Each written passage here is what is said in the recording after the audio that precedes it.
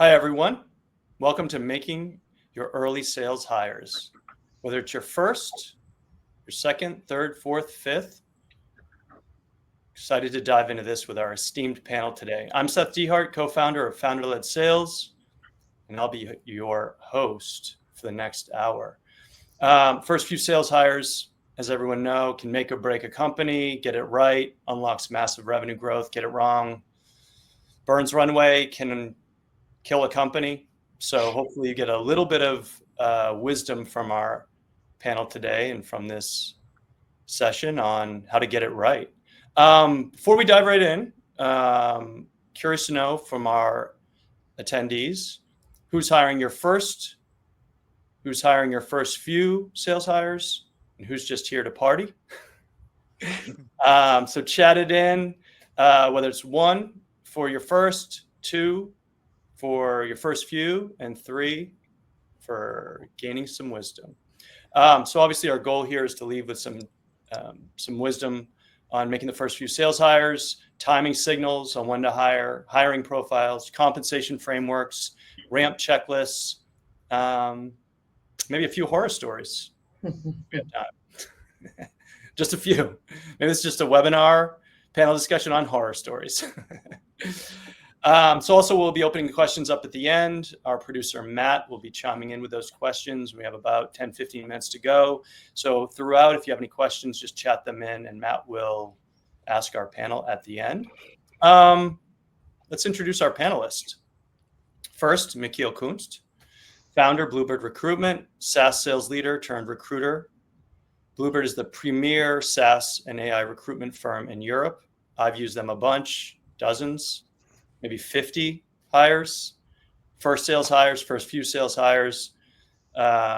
6 years now, I think we've been working together. Also, Bluebird is a sponsor of Founder-Led Sales. Thank you, Machiel. Also, sponsor of this panel. So much appreciated, Machiel. Say hello. Hey, guys.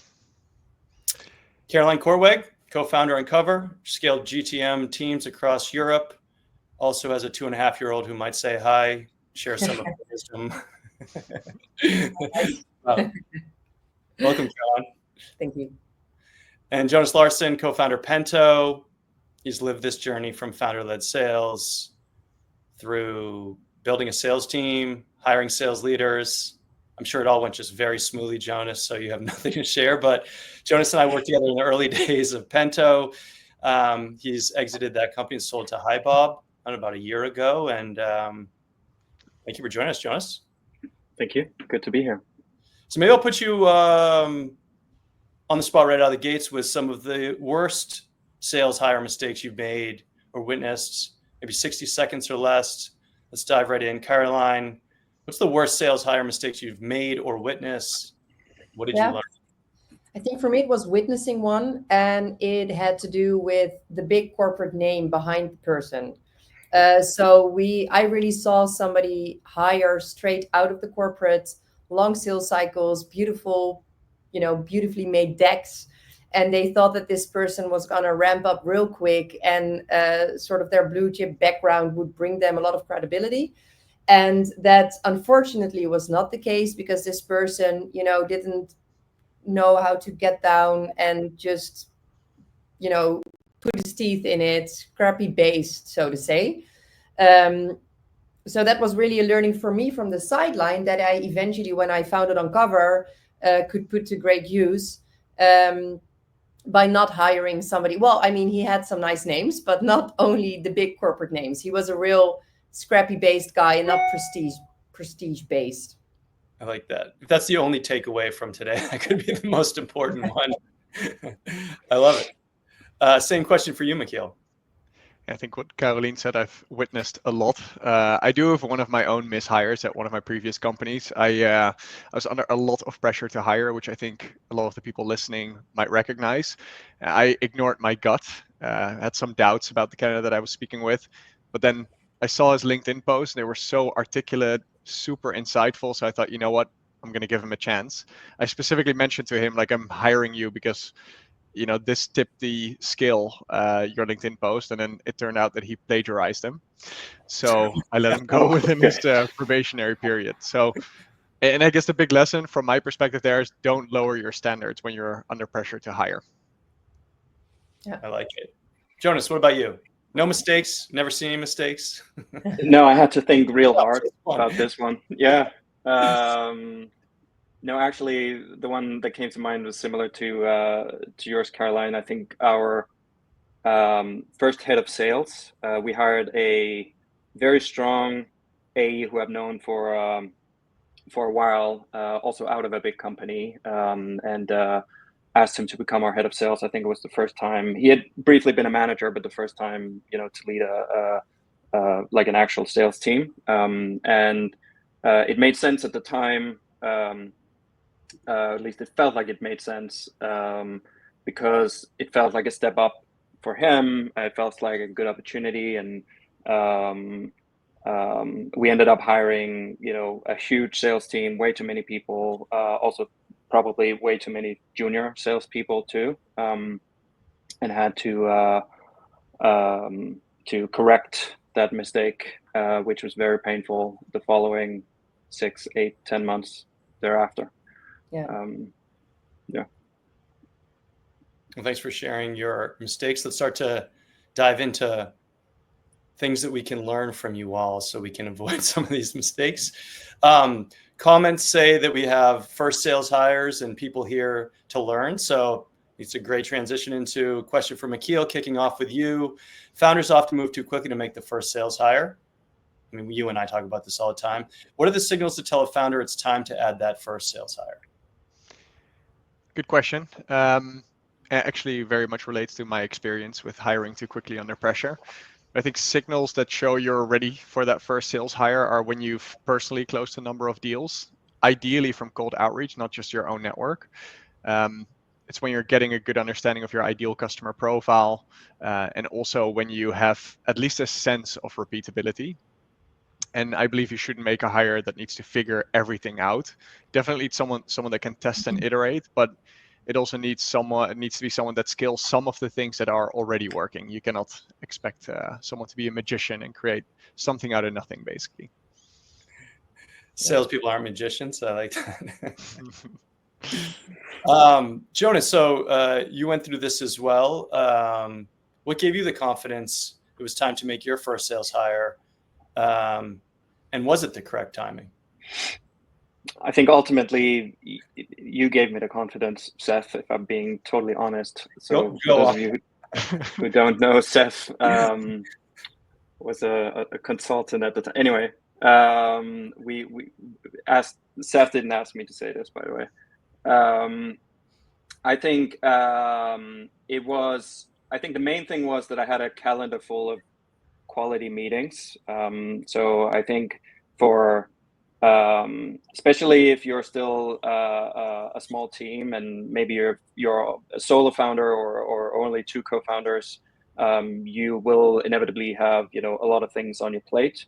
But I think one thing I figured out quite early on was that there aren't many things that are more important in the early days than for me as the non-technical co-founder to speak to prospects and customers pretty much all day, every week. And I think getting to a point where my calendar was literally full of not just meetings, but quality meetings. And we got to a point where we had I'd say a semi-good understanding of who our ICP was at the time, made me confident enough that, it made sense for me to bring someone else on to try and, at least begin to scale this. Yeah. I like that capacity, right? When you're at capacity and you can't you need more manpower, woman power, human power will get you more revenue. Like I love it. Yeah. And Caroline, you've hired beyond the first sales hire. What was kind of give you the confidence and the signals for your second hire, moving beyond that first hire? I think when I saw my first hire become comfortable in what he was doing, of course, not too comfortable. You should never be too comfortable. But when he started repeating the things he is doing, I remember, when we started Uncover, I was a lawyer for 8 years, so I had no sales experience myself. But even I, at some point, as to what Jonas and Machiel are saying, at some point you start seeing a trend, right? Okay, yes. So this is regularly the objection of the customer, and this is the ICP, and maybe we shouldn't actually focus on that target customer. And as soon as you start seeing your first hire really recognize those points as well, and really have a good feel for the customer and what they are looking for, and when, of course, he cannot do it himself anymore because it's so much, then you start hiring the next one. I like that.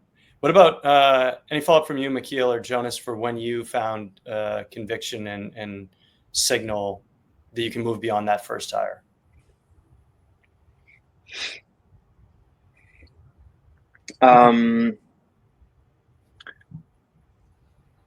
Well, I think it was when I realized there wasn't much else to do than, to bring someone else on. I think there were, and this is why I said, you gave me the confidence, Seth. I think there are many times throughout the early days where it felt, where it was tempting to bring on, someone else. Also because especially as the CEO, maybe, or at least a co-founder, you feel like there's always so many fires to take care of and so many other things to do that, it's easy to sort of tell yourself that, oh, I don't have time to be on sales calls all day. I should probably hire someone else to do this, right? But that is, I think the wrong thing to do in the very early days, where the most important thing is to get as many reps in as possible to understand who your customer is, what resonates, what are the things you need to do or say to actually get deals across the line. And so when you feel like you could bring someone else in and you can almost hand them the recipe, knowing that there's probably still a lot of things to be figured out, then things will evolve and you'll find a new ICP or a larger customer or a new industry or whatever. I think having done enough deals yourself is what gives you ultimately the confidence to bring someone else on. I like it. Any other thoughts, Machiel? You've seen a lot of companies hiring fast past the first one. Yeah. What do you think helps make that a success? And maybe slightly different angle would be only hiring one is also a risk, right? It doesn't properly test whether it's the person that's successful or unsuccessful, or whether it's the market or the product or anything else. So I think there's also something to say for hiring two, if you have the with obviously financially to do that. We do often see that with companies that we work with that raise a larger seed or Series A, that they're immediately hiring a few people. And that also gives the opportunity to hire slightly different profiles, not wildly different, but slightly, so you can also test and see what works well. I like that. I fully agree with this. I remember someone else giving me this advice, and fortunately, I did end up hiring two. And I remember we had two candidates, which we ended up giving offers to, and one of them felt like, it felt like that person was so much better than the other one, but they were still good. But ultimately, in the end, the person we had actually ranked as number two ended up like outperforming number one, like by far. What was the difference? I think the difference ultimately, maybe there are probably many things, but I think the main one was their background. So the one we or I believed were the best came from an AE role at a not like a huge company, but at least an AE role at a say Series A company or whatever.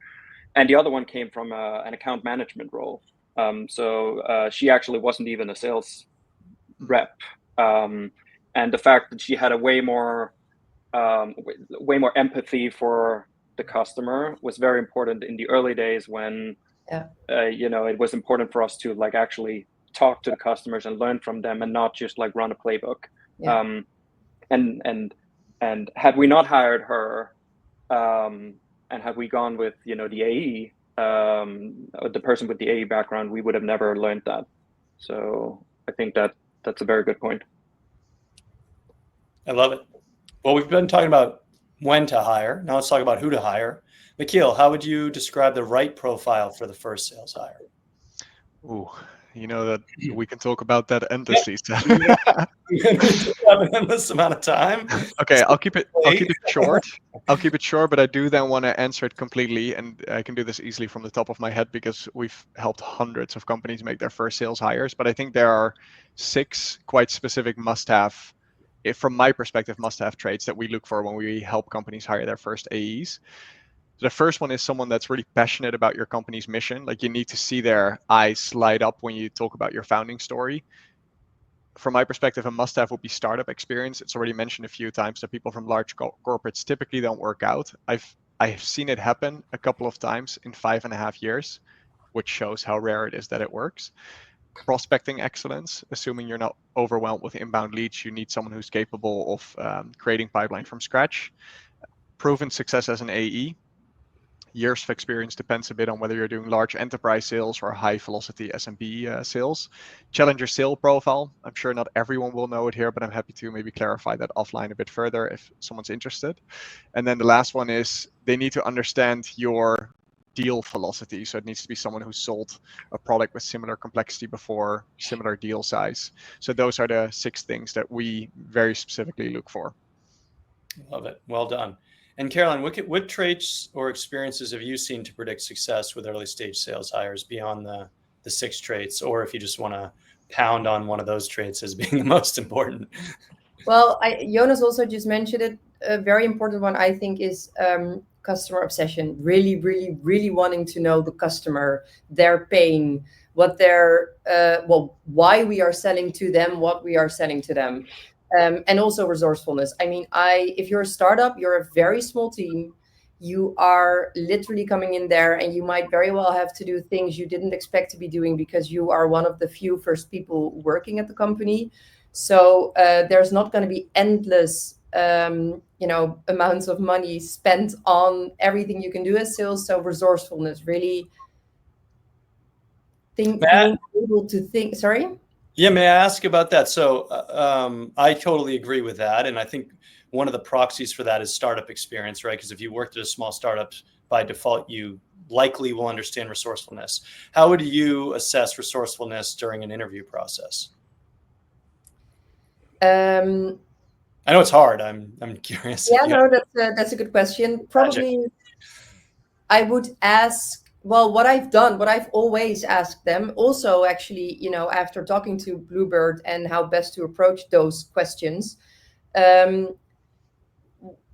what they had available to them previously and how they would work to try and get what they were looking for without the resources that they had hoped for. So I try to literally ask the question that I'm thinking. I like it. Well, and Jonas, I have a question for you on kind of similar to this. We're talking about kind of building without stuff, right? Like willing things into exist, building a repeatable process. Jonas, how did you test whether someone can help build the repeatable process, not just sell? I think the honest answer was we didn't try and test for this in the interview, at least not for the first couple of reps, because that was not the most important thing. I think the most important thing for us was to find people who could take what was working and continue to execute while I could take a step back and figure out how we would get this to the next level. So I would actually say that in my, like, sometimes, and I've seen this at other companies, where your first or second AE ends up becoming a very successful head of sales or VP sales longer down the line. But I would say in our case that wasn't the case, and I think maybe it was also due to the fact that maybe that wasn't the dream is a career move for the people we ended up hiring. But I would say in my experience, it's not necessarily the same person who ends up becoming a very good first salesperson who's also the person who ends up helping you build a repeatable process. And I think if or when I am to do this again, I think I'd be more inclined to look for someone who'd be great at execution, who'd be great at sort of helping me close more deals so that I can take a step back and build the process, or make sure we build the process. I think that's how I would think about it, at least. Well, maybe to Caroline and Machiel, right, to kind of phrase it or take a piece of what Jonas was saying, how important is that building the repeatable process versus executing the repeatable process? I know you could say it depends, but from what you've seen, maybe Caroline at your business, how much of that was built by you and you needed them to execute versus how much did you need that first, second hire to figure out the repeatable thing? I think it was really, so we built a whole lot. My co-founder and I, we did it for 2 years. We did everything. We spoke to the customers. We iterated and changed our approach, and read books. I read I don't know how many books, because I was not in sales. I watched I don't know how many episodes of I don't remember the show, but something on YouTube on how best to try and build your CRM.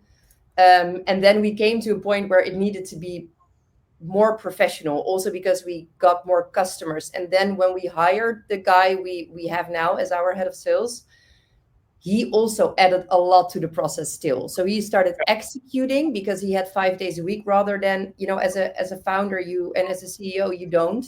Because what Jonas just said, you're literally doing everything. You're also watering the plant, and also drafting the general terms and conditions, and also, doing everything.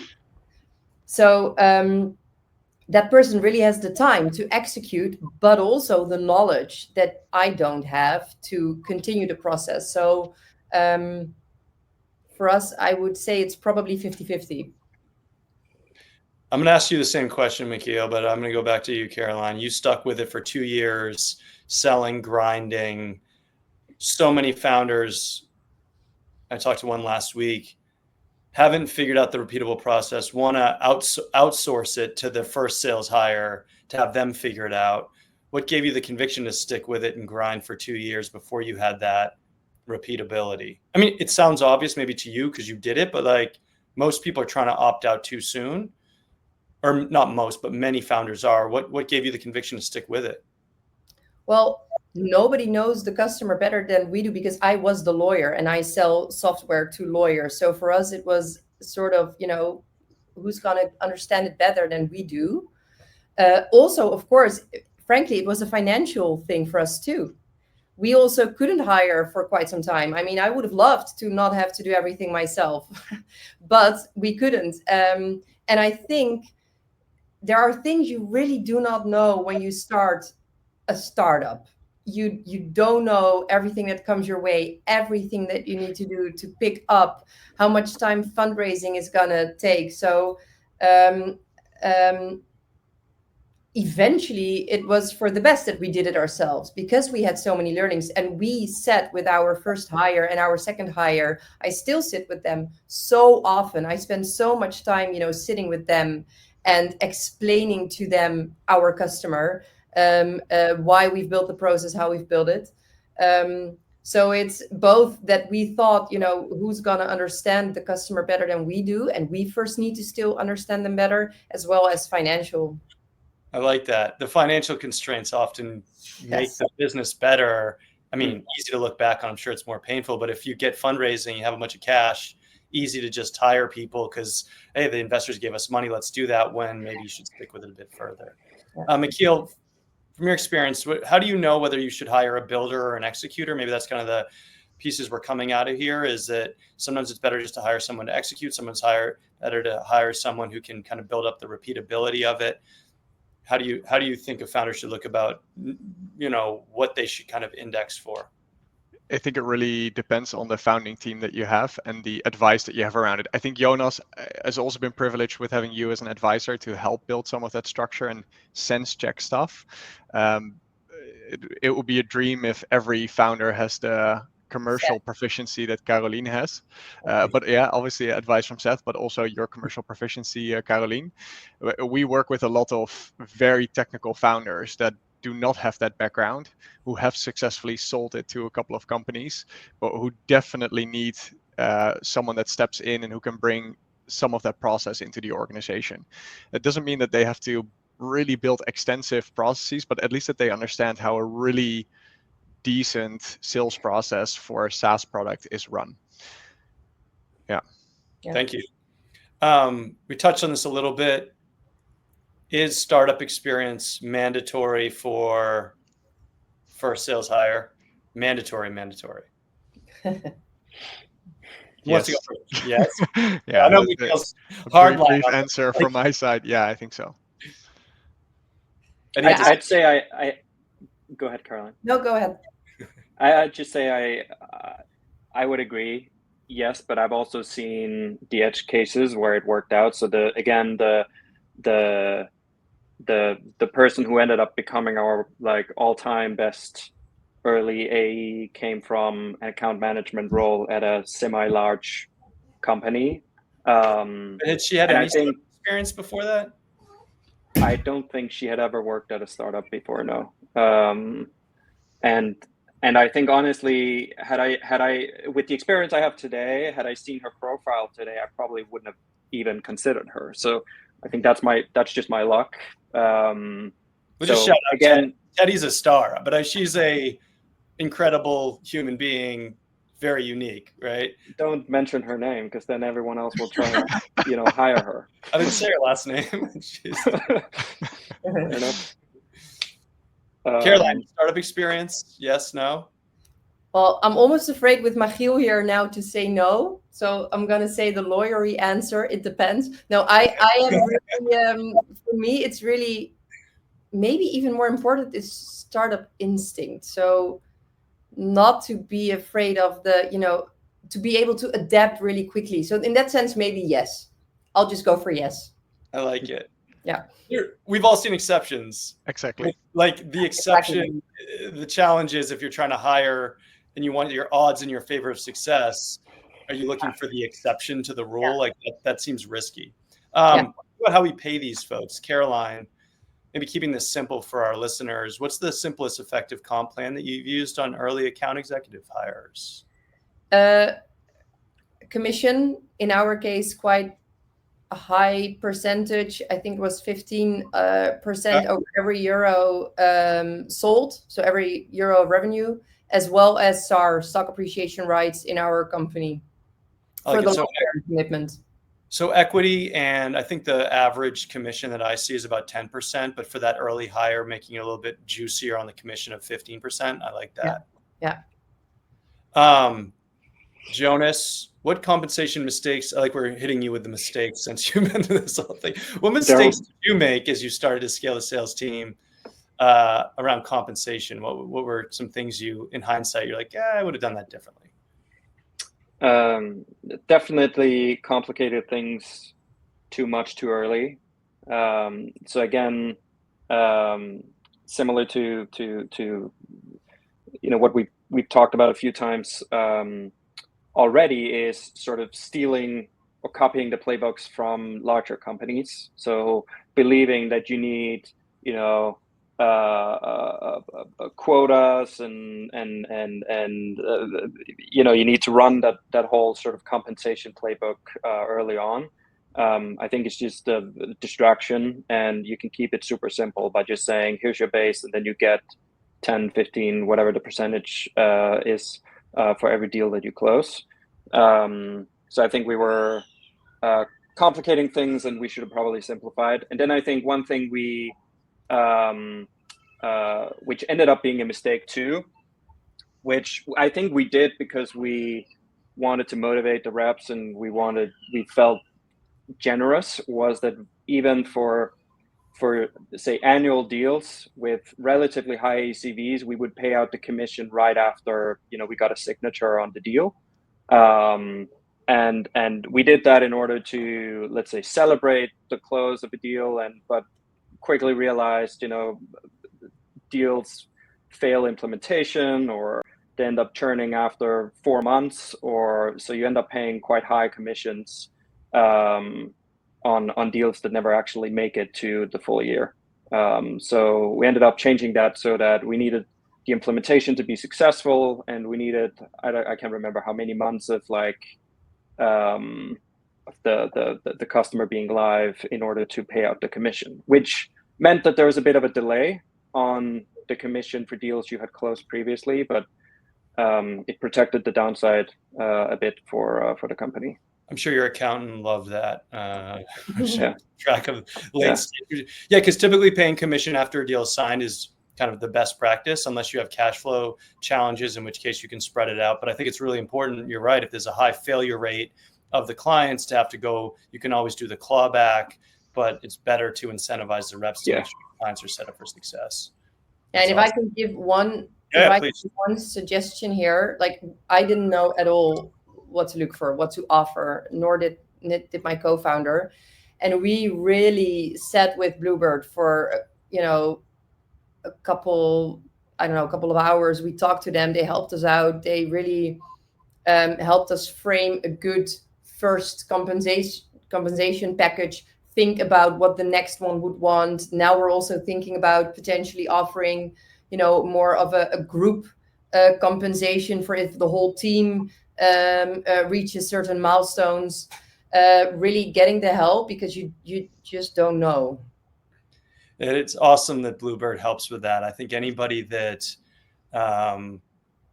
coming up with compensation for yourself the first time, like trying to reinvent the wheel, I've seen it so many times just get so complicated. And have someone like Machiel and his team to give, not just pumping the tires on Bluebird, but the reality is someone who really knows what they're doing to say, this is how you set it up correctly from the beginning, that will kind of last. Kind of moving over to you, Machiel. How do you think about like founders thinking about their kind of 50-50 base to OTE? Do you recommend that ratio? Kind of what are your thoughts? Yeah, you have to be able to afford it. Like if you're looking for a senior AE, you want to offer a 50-50 split, it cannot be a 90K OTE. It's going to have to be something significantly higher. So first of all, you need to be able to afford it. But I am a big fan of the 50-50 split because you're then hiring people that bet on themselves. So offering a bit of a conservative base salary, but then on the other hand, have an aggressive commission model with accelerators, allows you to limit your own risk, but there's also upside for this person and they profit with you if they succeed. That being said, you have to be realistic, because if you're unrealistic with your goals, it's going to lead to attrition and you might lose good people, and you don't want to make someone else responsible for your unrealistic goals, basically. So the goals need to be basically work back from whatever that quota or revenue target is with a commission model that actually gets them to that 50% of their variable compensation. Yeah, I know we've worked with a couple of companies, especially in Germany, which is one of the most competitive markets in the world, where we tested with slightly higher base to give a bit more security, and that also worked really well. So it's a bit dependent on the market as well. I like it. I would also add, I found this. The term 50-50 doesn't need to be exact. And what I mean by that is I've encountered founders who have set up commission models where if the base salary is 67, they try to make the variable 67, and then they have to change the commission amount from the target to get to 67. And then every person they hire, they have a different commission amount because the base salary is going to be a little bit different based on how the candidates negotiate. So everybody has a different commission amount because they're always going to get to this exact 50-50. So there should always be a disclaimer is like, roughly, yeah. It can be 65-60, it can be 70, right? 60, it could be 60, like just the commission amount should be the same for everybody, right? And it should work back from that target. It's a rough amount, not an exact amount. I've caught that so many times, and it's just like, I don't know, it's almost humorous, but goes back to your point, Caroline, of, well, that's what 50-50 means, right? If I'm doing the math. So yeah. Let's turn to our audience for a minute. We talked about our first sales hire, and there's a few different names for first sales hire. I'm going to bias this. I like the term sales pioneer. Love to hear from our audience.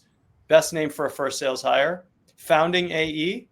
Also, I'm a fan. Sales pioneer, go-to-market AE, or head of sales, or something else. I don't know. There's another name I haven't heard, but let's hear it.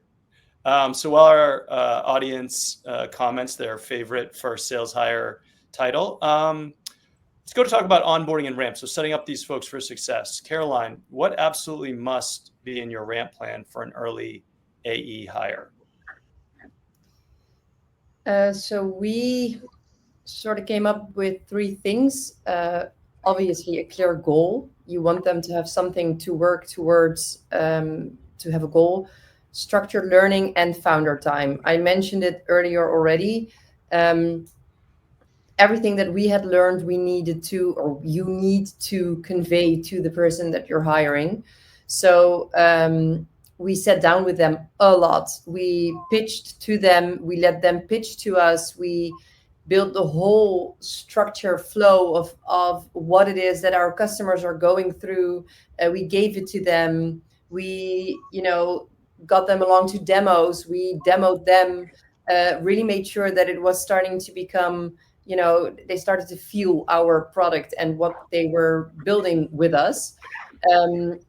And then, of course, as I mentioned, the goal and the learning. So it's those three things that I think in the beginning, in the ramp up, are very, very important.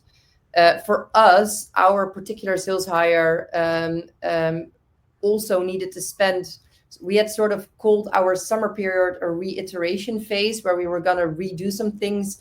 And we also really needed his help in improving our CRM.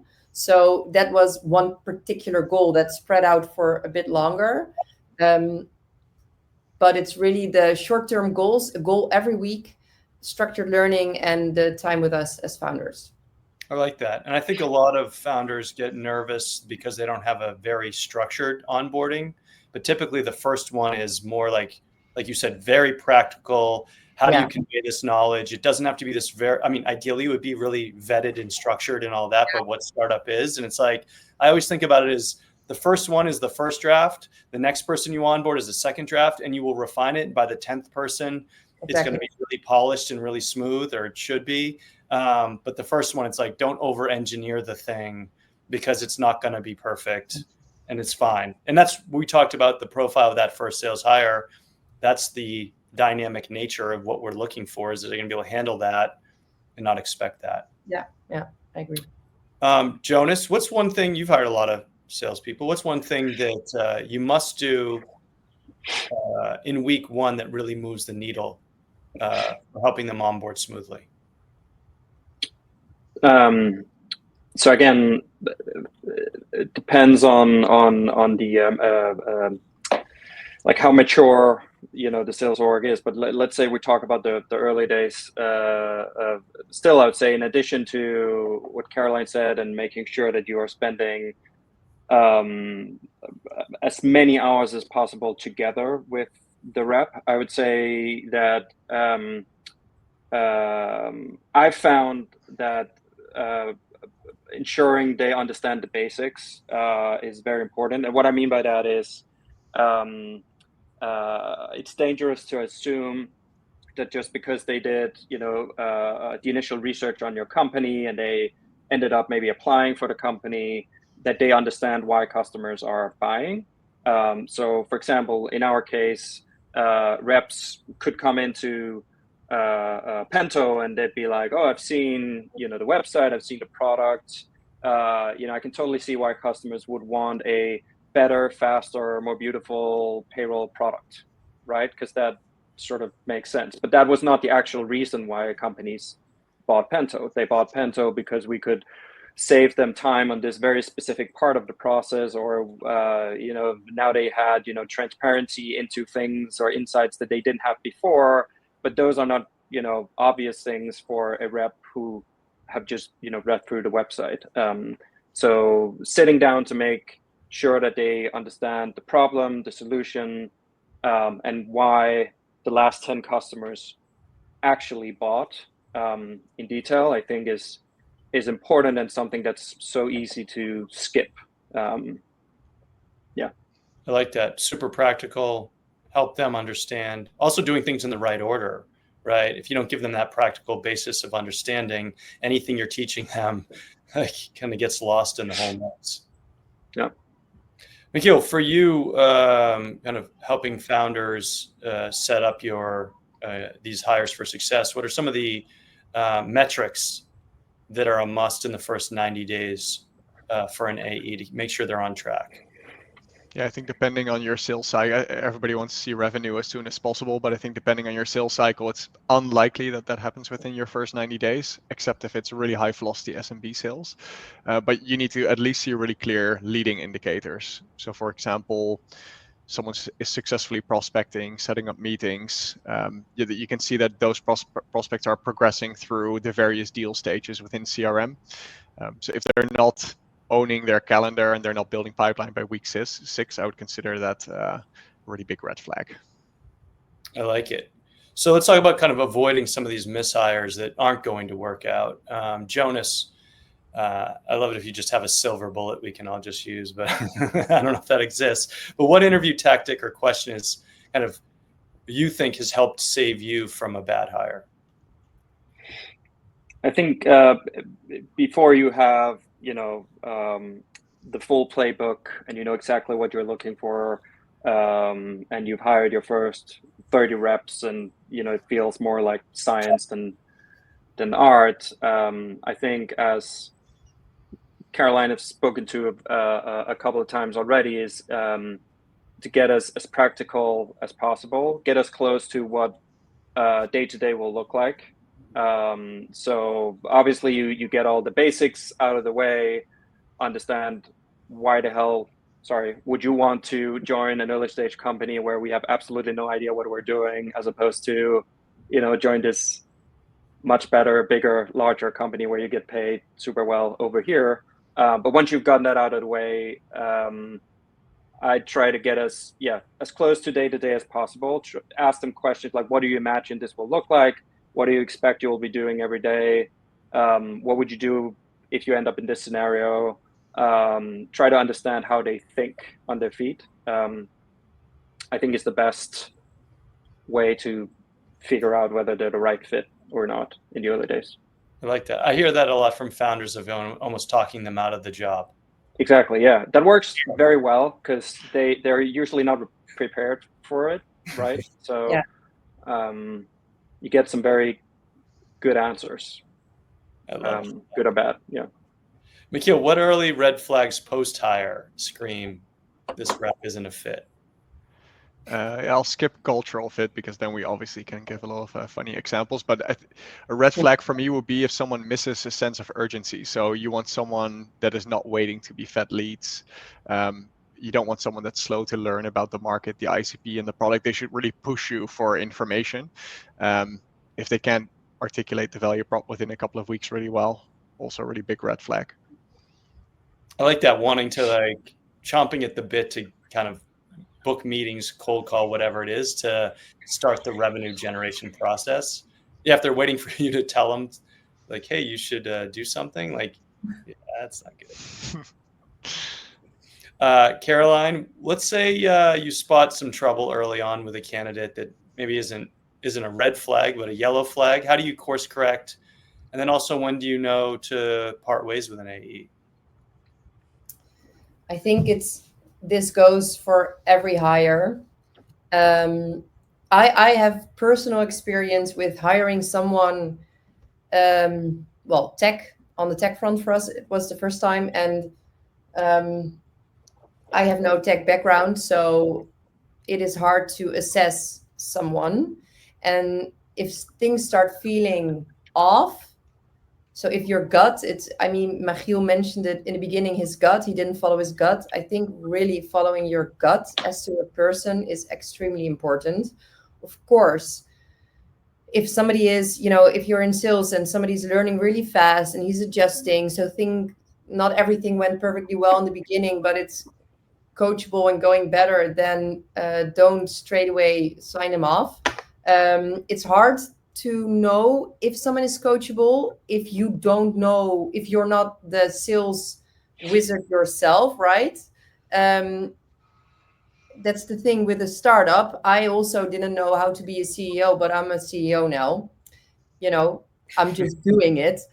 So there's a lot of things that are coachable and some things aren't coachable, but you'll see somebody grow into it. But I think at the end of the day, if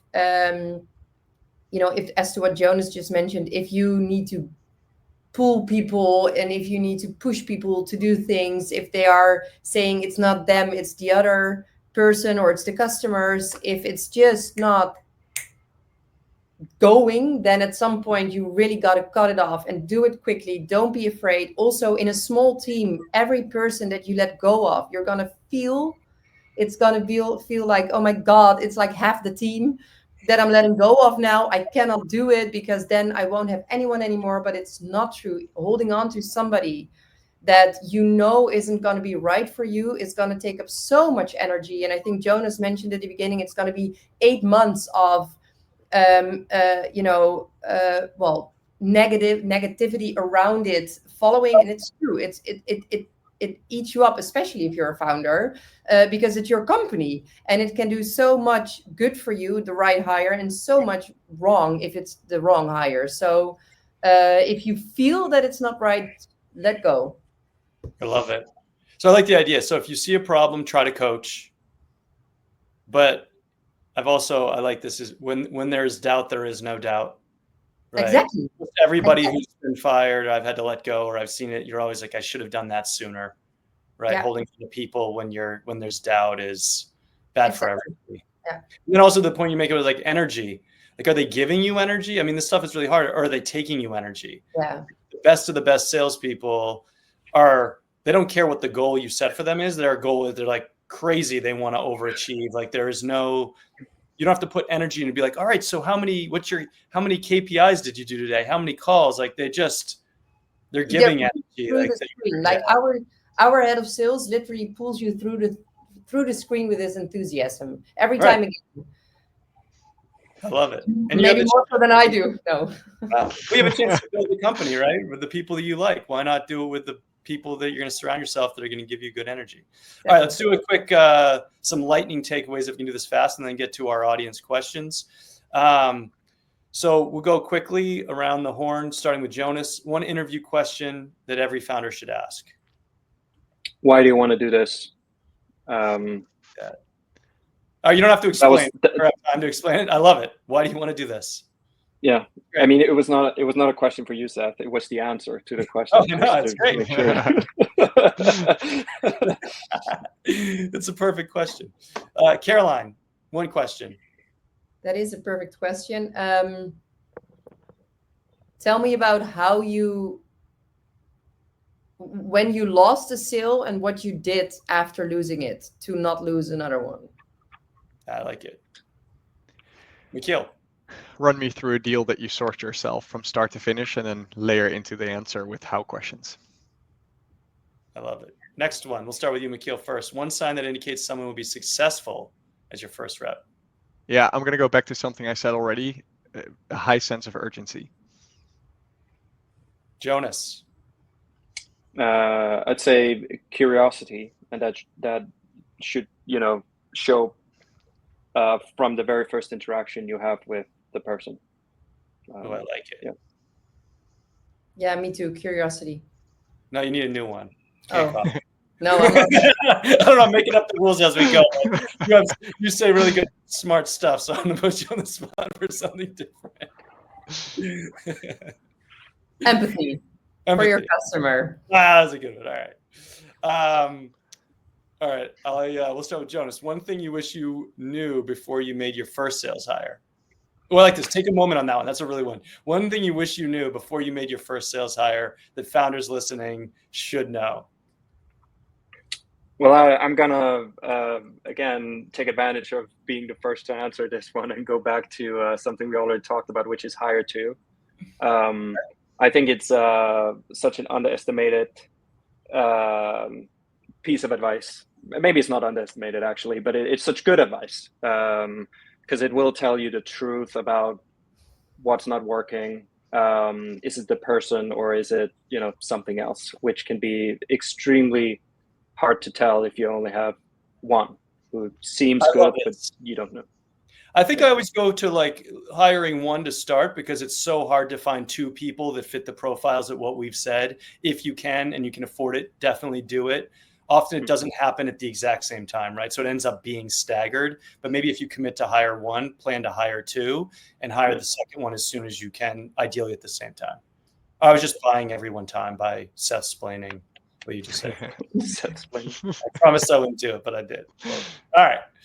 One thing you wish you knew before you made your first hire, Caroline. Something I wish I knew, and coincidentally, we hired that person, but somebody who's really willing to build with you. So like a co-founder in sales, somebody who's gonna get at it with you, because that's what you need. Variation for you, Machiel. One thing you wish all founders knew before they made their first sales hire. Yeah, so for me, and I also really course corrected this early in my sales leadership career, but complementing gut feel with a very well structured hiring process and candidate assessment. And we've used this tens of thousands of times. So if anybody wants that and me to send that offline, how we assess those candidates, I'm happy to share. But it's quite a rigorous but thoughtful process. I like it. All right, so comments.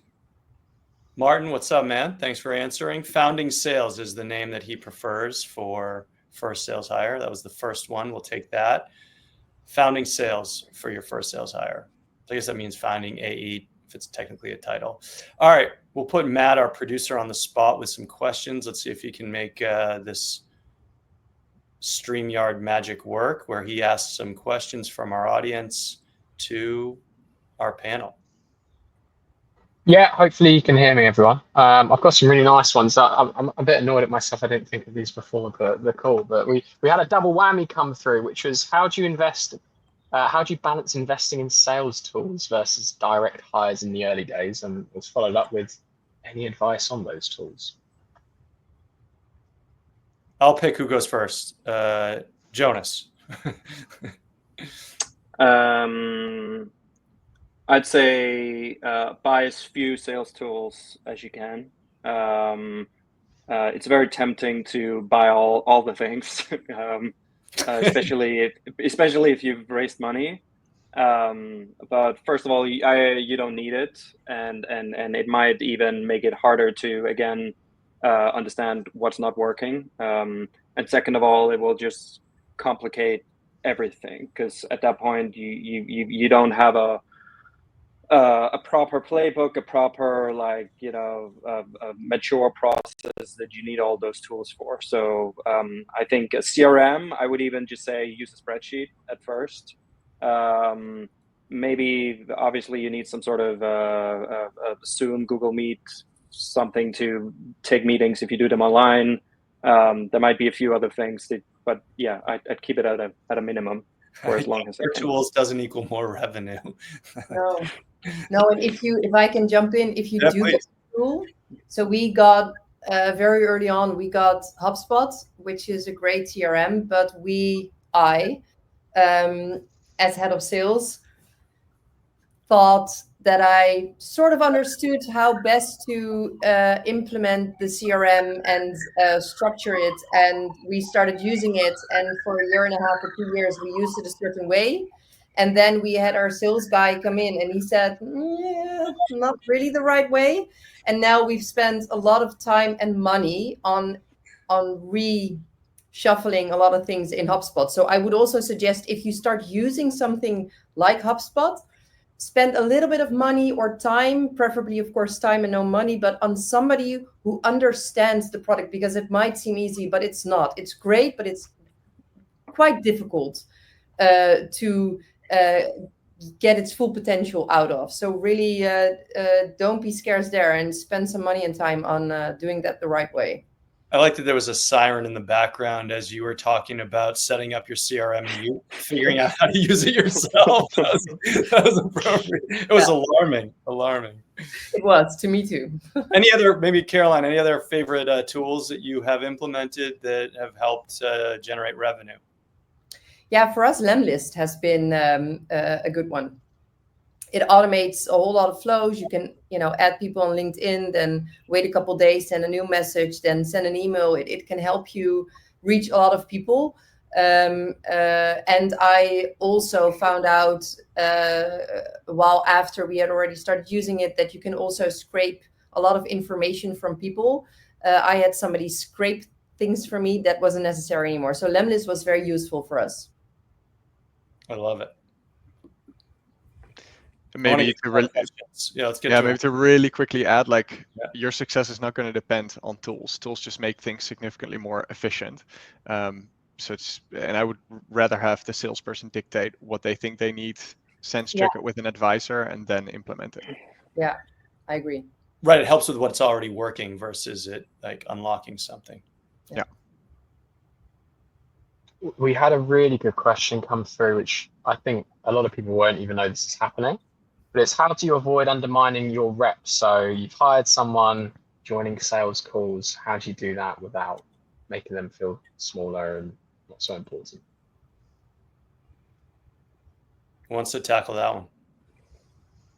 I think it really depends on the value that you deliver and how you treat it. So to give an example, we record our meetings with an AI note taker, and we use that to do call coaching.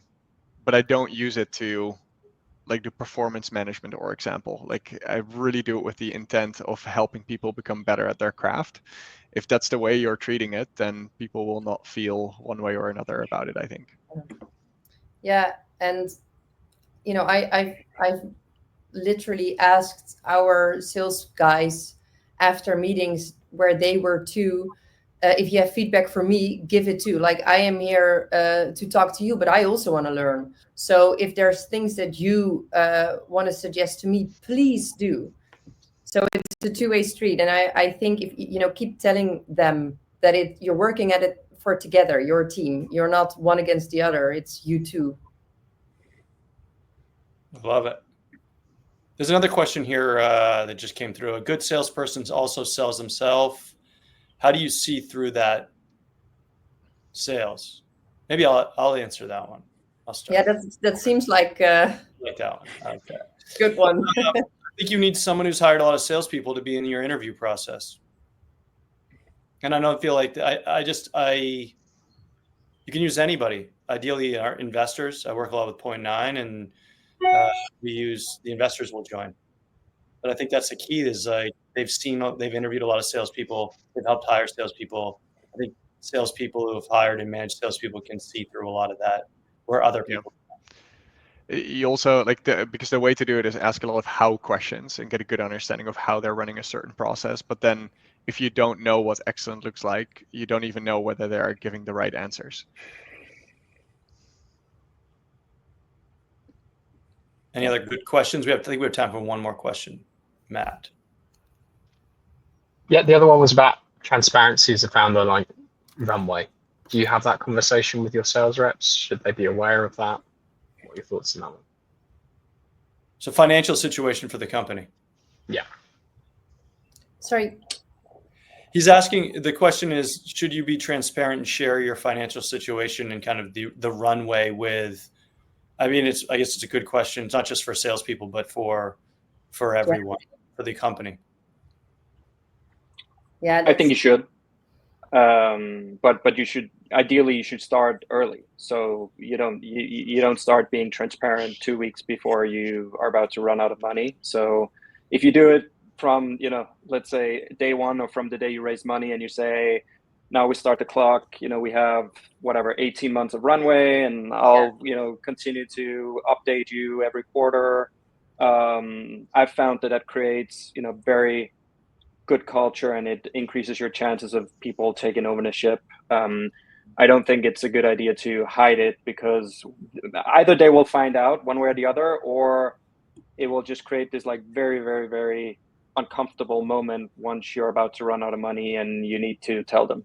Yeah, I agree. It feels a bit counterintuitive, which is what I was gonna say, but it's important to be clear also if you're a small team, and also if you're growing. And I think what you're saying, Jonas, is true. If you're hiring someone, then hopefully you're not a month before the end of your runway, but you're like a year and a half before the end of your runway. So you've got some time to go. And people, applying to a startup or a young company also know that things change, right? It can be over, it cannot be over.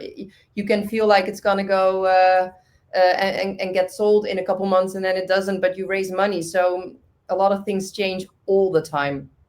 I love it. Everywhere. Well, friends, we could keep going here. I feel like another hour. We'll have to do this again. We're at the hour. Few takeaways are obvious for me.